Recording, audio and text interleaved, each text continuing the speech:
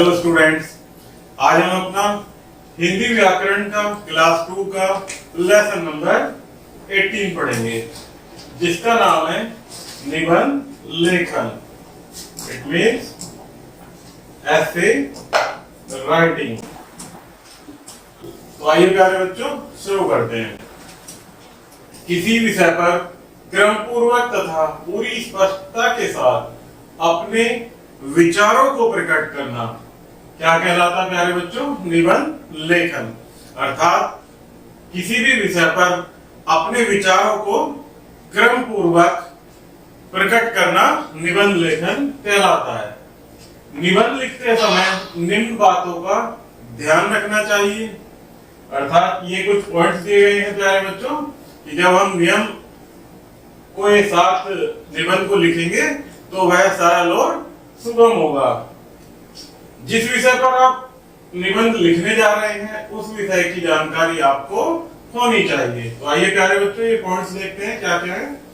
निबंध में क्रमबद्धता हो, ऐसा न हो कि पहले लिखी जाने वाली बात बाद में लिखी जाए और विचार अस्पष्ट हो जाए। इसलिए निबंध में विचारों को अपने लिखते हुए वो क्रमबद्ध होने चाहिए। नेक्स्ट पॉइंट, निबंध की भाषा सरल व सुबोध होनी चाहिए। नेक्स्ट, अनावश्यक रूप से बातें दोहराई न गई हो, अर्थात जो बात एक बार लिख चुके हैं वो दोबारा ना लिखी जाए। नेक्स्ट, वाक्य रचना स्पष्ट तथा वर्तनी शुद्ध होनी चाहिए, अर्थात हमारे जो शब्द हैं वो स्पष्ट रूप से लिखे जाने चाहिए। नीचे कुछ निबंध दिए जा रहे हैं, इन्हें ध्यानपूर्वक पढ़िए और निबंध लिखने का अभ्यास कीजिए। तो प्यारे बच्चों, यहाँ कुछ टॉपिक्स हैं जिन पर निबंध लिखे हुए हैं, वो हम साथ मिलकर पढ़ेंगे और आपको इन्हें देखकर ही लिखना सीखना है कि निबंध कैसे लिखे जाते हैं। तो प्यारे बच्चों, आइए, हमारा पहला टॉपिक है प्यारा भारत।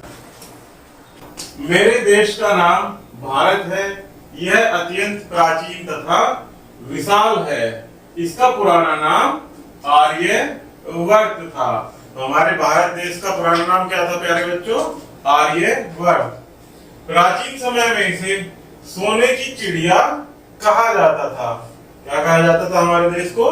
सोने की चिड़िया। इसकी सभ्यता तथा संस्कृति बहुत पुरानी और प्रसिद्ध है। हमारा भारत उत्तर से हिमालय से लेकर दक्षिण में कन्याकुमारी तक फैला हुआ है, अर्थात उत्तर में हिमालय से लेकर और दक्षिण में कहां तक प्यारे बच्चों? कन्याकुमारी तक फैला हुआ है। हमारा देश तीन ओर से समुद्र से घिरा हुआ है। पर्वतराज हिमालय तो इसके मुकुट की भांति सुशोभित है, अर्थात हमारे देश का जो मुकुट की भांति दिखाई देता है वो कौन सा स्थान है? हिमालय।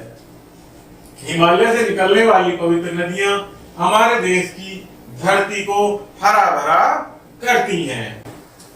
हमारे देश को महापुरुषों की धरती भी कहा जाता है। क्या कहा जाता है हमारे देश को? महापुरुषों की धरती, क्योंकि यहाँ पर अनेकों महापुरुष और नेता हुए हैं। क्योंकि यहाँ पर अनेक ऋषि मुनियों, महापुरुषों और साधु संतों ने जन्म लिया है। यहाँ स्वामी विवेकानंद, दयानंद, महात्मा बुद्ध, महावीर स्वामी, महात्मा गांधी, गोपाल कृष्ण गोखले, लाला लाजपत राय, पंडित जवाहरलाल नेहरू, सुभाष चंद्र बोस, भगत सिंह, खुदीराम बोस जैसे महापुरुषों ने जन्म लिया है। इन महापुरुषों के हमारे देश में जन्म लेने के कारण क्या कहा जाता है प्यारे बच्चों हमारे देश को? महापुरुषों की धरती। हमारे देश में अनेक विभिन्नताएं होते हुए भी यहाँ एकता पाई जाती है। हमारा देश धर्म निरपेक्ष है, अर्थात धर्म निरपेक्ष का क्या मतलब होता है बच्चों? कि हमारे देश में सभी धर्मों को समानता प्राप्त है। यहाँ पर विभिन्न धर्मों और जातियों के लोग मिलजुल कर रहते हैं, अतः यहाँ पर सभी धर्मों का सम्मान समझा जाता है। हमारे देश में विभिन्न भाषाएं बोलने वाले लोग रहते हैं। यहाँ अनेकता में एकता पाई जाती है, अर्थात हमारे देश में अनेक धर्मों के लोग रहते हैं और यहाँ अनेकता में एकता पाई जाती है।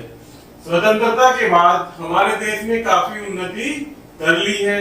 हमें अपने देश पर गर्व है। स्वतंत्रता दिवस। भारत लगभग 2 वर्षों तक अंग्रेजों के अधीन रहा।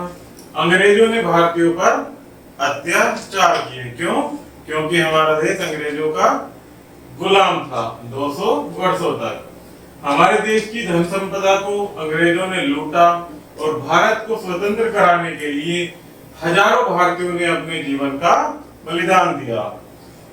15 अगस्त 1947 को हमारा देश भारत आजाद हुआ।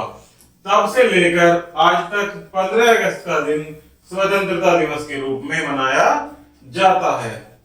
यह दिवस उन वीरों की याद दिलाता है जिन्होंने स्वतंत्रता पाने के लिए हंसते हंसते अपने प्राणों का बलिदान दे दिया। इस दिन देश की रक्षा की प्रतिज्ञा भी की जाती है। खुशियों से भरे इस दिन को सबसे बड़ा कार्यक्रम दिल्ली के लाल किले पर होता है। इस दिन देश के प्रधानमंत्री द्वारा झंडा फहराया जाता है, अर्थात हमारे जो देश के वर्तमान प्रधानमंत्री होते हैं वो लाल किले पर झंडा फहराते हैं और वे पूरे देश को संबोधित करते हैं। सेना के तीनों अंगों की टुकड़ियां सलामी देती हैं। यह दिन देश के विभिन्न भागों में धूमधाम से मनाया जाता है। इस दिन स्कूल कॉलेज में विशेष कार्यक्रम होते हैं। कार्यालय व बाजार बंद रहते हैं। बच्चे पतंग उड़ाते हैं। सभी लोग उन शहीदों को श्रद्धांजलि अर्पित करते हैं जिन्होंने देश के लिए अपने प्राण अर्पित कर दिए। इस दिन सभी भारतवासी एकता व भाईचारा बनाए रखने का संकल्प लेते हैं। तो ये हमारा निबंध खत्म हुआ बच्चों। इसके बाद देखते हैं दिल्ली, जो कि हमारे देश की राजधानी है। दिल्ली दिल्ली भारत के 4 महानगरों में से एक है। यह हमारे देश की राजधानी है। यह नगर यमुना नदी के दाएं तट पर बसा है। दिल्ली अनेक दर्शनीय स्थलों और स्मारकों के लिए प्रसिद्ध है, अर्थात यहाँ पर अनेक दार्शनिक स्थल और स्मारक हैं। यहाँ देश विदेश से हजारों दर्शक प्रतिदिन इन स्थलों को देखने के लिए आते हैं और इन्हें देखकर मुग्ध हो जाते हैं। यमुना नदी के दाएं किनारे पर स्थित दिल्ली का लाल किला आज भी अपनी शोभा को बनाए हुए है। इसे लाल पत्थर से बनाया गया है, जो कि मुगल सम्राट शाहजहां ने बनवाया था। दिल्ली का लाल किला किसने बनवाया था? मुगल सम्राट शाहजहां ने। इसमें दीवाने आम, दीवाने खास और संग्रहालय देखने योग्य हैं। इसके अतिरिक्त जामा मस्जिद भी लाल पत्थर से बनाई गई है। इसकी सीढ़ियां, मीनार और गुंबदों को लोग बड़े आश्चर्य से देखते हैं क्योंकि ये बहुत ही भव्य और विशाल है। इस शानदार मस्जिद को भी शाहजहां ने ही बनवाया था। दिल्ली में ही स्थित पुराना किला पांडवों ने बनवाया था। राजघाट और शांतिवन में हम अपने भूतपूर्व नेताओं की समाधियों को भी देख सकते हैं, अर्थात जो हमारे भूतपूर्व नेता हुए हैं, महापुरुष हुए हैं, उनकी समाधियां भी दिल्ली के राजघाट और शांतिवन में स्थित हैं। इसके अतिरिक्त दिल्ली में हुमायूं के मकबरे, निजामुद्दीन औलिया की दरगाह, सफदरगंज का मदरसा, तुगलकाबाद का किला, तुगलकाबाद स्मारक, भूल भुलैया, लोधी गार्डन, बिड़ला मंदिर और कुतुब मीनार आदि देखने योग्य हैं। इसके बाद आता है प्यारे बच्चों प्रातः काल की सैर। शरीर को स्वस्थ और सुंदर बनाए रखने के लिए हम तरह तरह के व्यायाम करते हैं, अर्थात शरीर को सुंदर व सुडौल बनाए रखने के लिए हम क्या करते हैं? तरह तरह के व्यायाम। इनमें प्रातः काल की सैर हमारी रात की सुस्ती और शरीर का आलस्य दूर कर देती है। प्रातः काल के समय हवा में बहुत ताजगी और स्वच्छता होती है। सुबह की सैर का लाभ हमारे शरीर को मिलता है, जिससे हम स्वस्थ बने रहते हैं। अर्थात हमें सुबह की वायु में जरूर टहलना चाहिए। प्रातः काल में हमें उठकर खेतों की ओर या जो शहर में रहते हैं उन्हें पार्क में निकल जाना चाहिए, क्योंकि खेतों की ओर और पार्कों में अच्छी और स्वच्छ वायु पाई जाती है। आसपास कोई नदी या नहर हो तो उसके किनारे भी टहलने के लिए जा सकते हैं। इस समय रास्ते में ही घास पर ओस पड़ी होती है। यदि हम नंगे पांव सैर करें तो उसकी ताजगी हमारे मन को शीतल कर देती है। प्रातःकाल की सैर से बहुत लाभ है। प्रातःकाल की वायु हमारे फेफड़ों, मन, मस्तिष्क को भी स्वस्थ रखती है। उससे हमारा रक्त भी शुद्ध होता है। रक्त शुद्ध रहने से हमें अनेक बीमारियों से छुटकारा मिलता है। अर्थात यदि हमारी रक्त स्वच्छ है तो हमें अनेक बीमारियों से छुटकारा मिलता है। हम सभी को प्रातः काल की सैर के लिए अवश्य जाना चाहिए। तो प्यारे बच्चों, इसके बाद आता है नेक्स्ट निबंध, बढ़ता प्रदूषण। वर्तमान समय में प्रदूषण सरकार के लिए तथा अधिकतर शहरों में रहने वाले लोगों के लिए बड़ी समस्या है। प्रदूषण के बढ़ने के कई कारण हैं। बढ़ती हुई जनसंख्या के कारण खेतों के स्थान पर मकान बनते जा रहे हैं। अर्थात जनसंख्या बढ़ रही है तो प्यारे बच्चों, उनको रहने के लिए भी जगह चाहिए, तो खेतों को काटकर उसमें मकान बनाए जा रहे हैं। बड़े बड़े कारखानों से निकलने वाला धुआं अनेक प्रकार की जहरीली गैसें वातावरण को दूषित कर रही हैं तथा सड़कों पर दौड़ने वाली बसों, ट्रकों, कारों, स्कूटरों आदि से निकलने वाले धुएं ने वातावरण को धुंधला कर दिया है। अर्थात जो वाहनों से निकलने वाला धुआं है, इसने वायु को दूषित कर दिया है। इस धुएं से श्वास और फेफड़ों के रोग बढ़ रहे हैं। धुएं से बच्चों और बूढ़ों के स्वास्थ्य पर गहरा प्रभाव पड़ता है और इससे तरह तरह की बीमारियां फैलती हैं। इससे क्या होता है प्यारे बच्चों? तरह तरह की बीमारियां फैलती हैं। कारखानों और सड़कों पर चलने वाले वाहनों के धुएं के कारण शाम के समय आसमान लाल दिखाई देता है। नदियों का जल जो हमारे लिए बहुत ही उपयोगी है, उसमें भी कारखानों का गंदा पानी तथा लोगों का मलमूत्र बहाया जा रहा है। मरे हुए पशुओं को लोग नदियों के किनारे फेंक देते हैं। उसमें भी पानी और वायु दोनों ही प्रदूषित होते हैं। लोग खुली जगहों पर कूड़ा कचरा डाल देते हैं। सड़कों पर भी कूड़ा कचरा डाल देते हैं, जो कि वातावरण को दूषित करता है। आज प्रदूषण की समस्या नहीं बल्कि हर व्यक्ति की है। अर्थात प्रदूषण की समस्या प्यारे बच्चों आज सरकार की ही नहीं बल्कि सभी व्यक्तियों की है, क्योंकि इसका सीधा प्रभाव जनजीवन पर पड़ता है। भारत में हिमाचल प्रदेश पहला ऐसा राज्य है जहां पॉलीथीन पर पूर्णतः प्रतिबंध लगाया गया है। इसके अतिरिक्त खुले स्थानों पर पेड़ लगाने चाहिए। इससे कुछ हद तक प्रदूषण से निपटा जा सकता है। अर्थात हमें हरे पेड़ पौधे जरूर लगाने चाहिए। तो इसके बाद प्यारे बच्चों आता है हमारा नेक्स्ट निबंध, बाल दिवस। बाल दिवस का अर्थ है बच्चों का त्योहार, जो कि कब मनाया जाता है प्यारे बच्चों? 14 नवंबर को मनाया जाता है। इस दिन बच्चों के प्रिय पंडित चाचा जवाहरलाल नेहरू का जन्म हुआ था। 14 नवंबर को किसका जन्म हुआ था प्यारे बच्चों? चाचा नेहरू का। नेहरू जी ने बच्चों को बहुत प्यार करते थे। वे दुनिया में जहां कहीं भी जाते थे छोटे बच्चों से जरूर मिलते थे और उनके साथ हंसते खेलते थे। बच्चों के प्रति अपने प्रेम के कारण उन्होंने ही बाल दिवस मनाना आरंभ किया था। अर्थात बच्चों से उन्हें इतना लगाव था कि उन्होंने अपने जन्म दिवस के दिन बाल दिवस मनाना शुरू कर दिया था।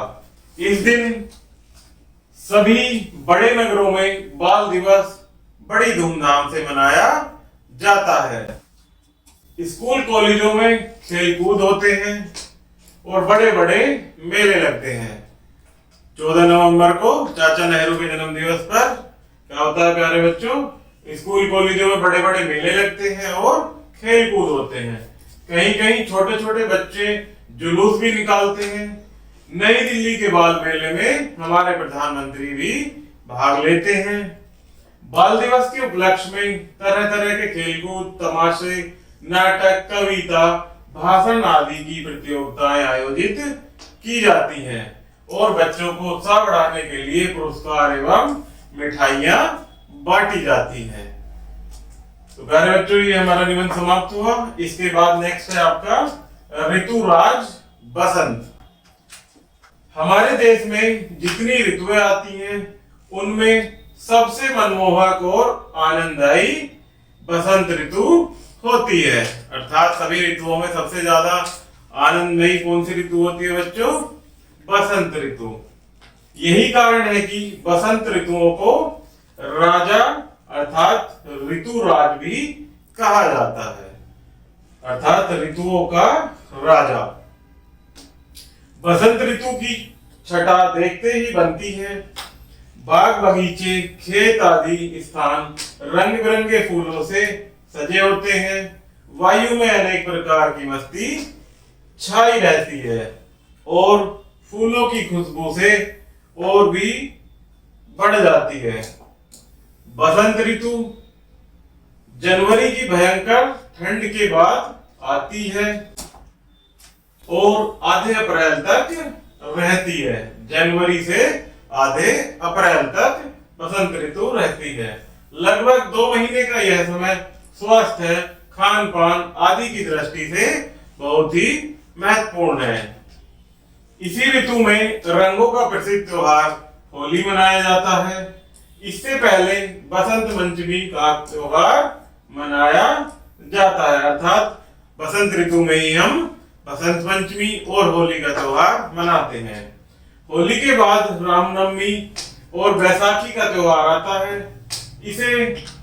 ये सारे त्योहार ऋतु की शोभा को और भी अधिक बढ़ा देते हैं। अर्थात बसंत ऋतु में प्यारे बच्चों कौन कौन से त्योहार आते हैं हमारे? बसंत पंचमी, होली, रामनवमी और बैसाखी के त्योहार। बसंत ऋतु में यदि बागों में जाएं तो पेड़ों की नई कोपलों को देखकर किसका मन नहीं झूमेगा। आम के पेड़ों की मंजरी ऐसी खुशबू बिखेरती है कि कवि कविता लिखने के लिए आतुर हो उठते हैं, अर्थात उत्सुक हो जाते हैं। हमारे देश के कवियों ने बसंत ऋतु पर ढेर सारी कविताएं लिखी हैं।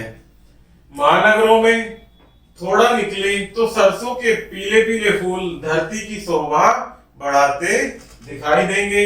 यह देखकर लगता है कि धरती माता ने पीली चादर ओढ़ ली है। इस तरह ऋतुराज बसंत जन जन का मन मोह लेता है।